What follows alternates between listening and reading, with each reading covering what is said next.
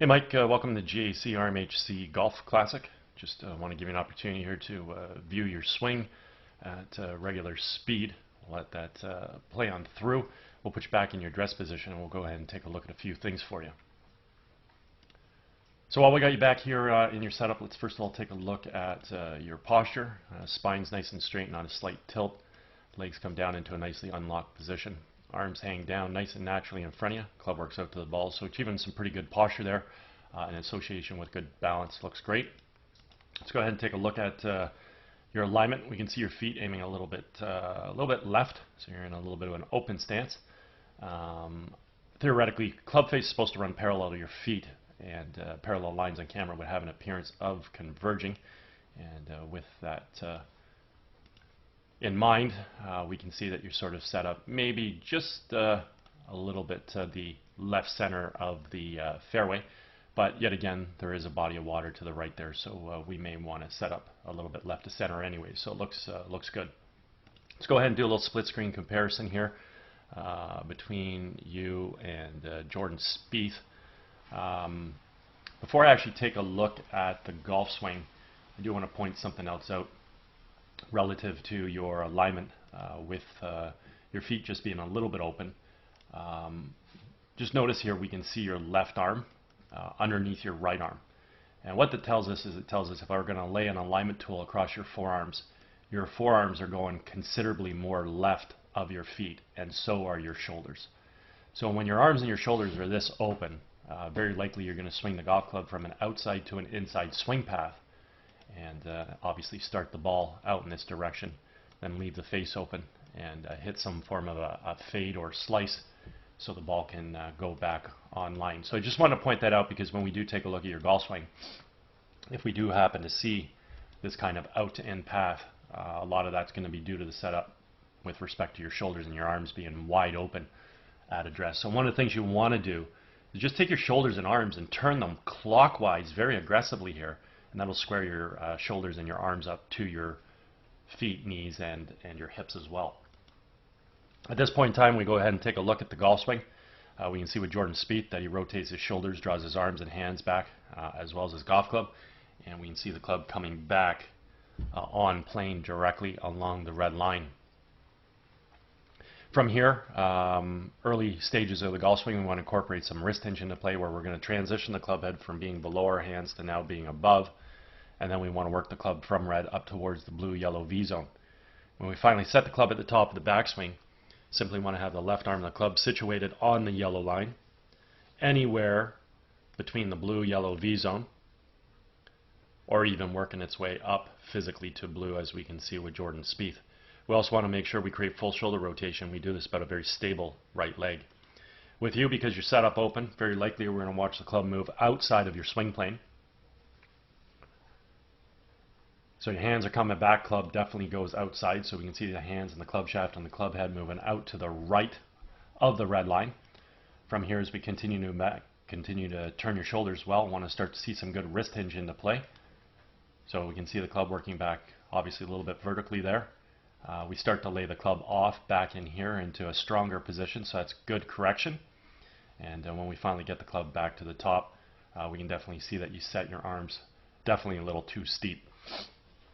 You can see you turn your shoulders quite well, stable right side. Arms are just a little bit steep. I'd prefer to see your arms a little bit shallower, get the left arm down towards the yellow line a little bit better. That would help you come into the ball from an on-plane position a little bit easier. With Jordan Spieth, as we create our transition back in the ball, simply want to move our weight from our right foot to our left, fire our knees and our hips laterally to the target, unwind the core, and fire the hands. And in doing so, we've got to make sure we're bringing the golf club from wherever it's situated in that blue-yellow V zone back down on top of red. And that's exactly what we see here with Jordan Spieth. The golf club has returned back to being on plane. Other thing we want to point out at this stage of the golf swing is the relationship between the lead forearm and the golf club. Refer to this as the backwards check mark. Simply means the club head right now is remaining above and behind our hands coming into the hitting zone. And this is what's going to allow us to create a lot of power in our golf swing, let alone the ability to hit the ball straight due to the fact that the club is returned back to plane, as we already stipulated, which is a main criteria in order to hit straight shots and to be consistent. With you, as we watch your transition back into the ball, Unfortunately, we got an over-the-top move. Hands travel sort of away from yellow out towards blue. As soon as we create that over-the-top move, golf club's obviously going to be influenced, and there's just no way the golf club's going to return back to plane. So at this point in time, we can see that your club head is here. Golf club is not returning back to being on plane. Shaft of the club is coming into the ball too steep, and therefore the club is going to continue to track outside, as we can see right there. If we go ahead and connect the dots, we can get a pretty good visual as to the over top and the steep descending move back in the golf ball, where your golf club has not returned back to plane and does not track into the golf shot from this red line from on plane, which again, as I said, is what allows us to hit straight golf shots in accordance to our alignment. Lastly, assuming that the club face squares up via having a good grip. So 3 things we need to do in order to be consistent. We have to aim well. We have to get our feet running parallel left of our target. The club has to come down on plane in order to hit the ball straight in accordance to that alignment. And then lastly, the club face has to square up. So in your case, you're aiming a little bit left, not that big of a deal.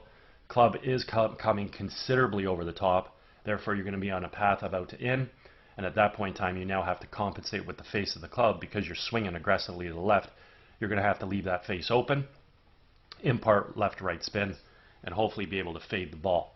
And I'll give you a little bit better image of that as we go ahead and take a look at the pass of the club. You can see Jordan's club inside the ball, expanding out to make contact, then moving through in a nice natural subtle arc. Your club is stuck outside the ball, dropping down and across to make contact. Bring that back 1 frame so we can see the path at which that golf club is moving on. So very simply put, if we square the face up to that path, we're going to pull the ball in that direction of where we're swinging and also where we're aiming. If you happen to over-release the club to the path, not only do we pull the ball, but now we've imparted right to left spin, and we're going to pull draw it or pull hook it. If we leave the club face ever so slightly open to the path, we can hit the ball a little bit right of that, impart a little bit of left to right spin, and hit a nice little soft fade that's not going to hurt us at all. If we happen to leave the club face too open, then we end up blocking the ball even further right, which is pretty incredible considering the fact that we're swinging way left.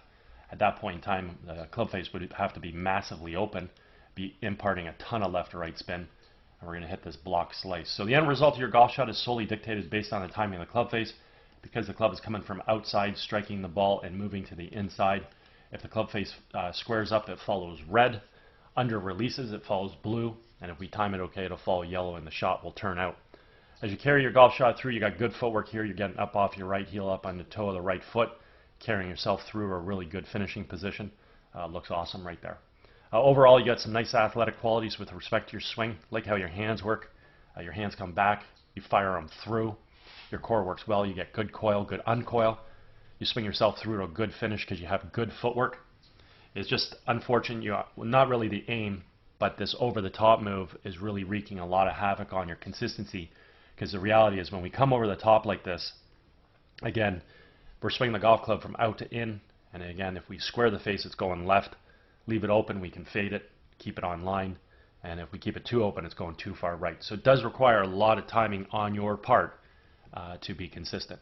Okay, it doesn't mean you can't hit good golf shots, but creating that consistency is going to be very difficult. Anyways, if at any point in time you ever want to work on any aspects of your game, I'm over at Glen Abbey in Oakville. Be happy to structure a program for you. Also, if you're involved with any golf tournaments and all, you guys are looking for a unique gift to provide your guests, touch base and I'd be happy to discuss my swing analysis services. Anyways, hope you had a fantastic day, and I hope you enjoy getting an opportunity to see your swing on video. Take care.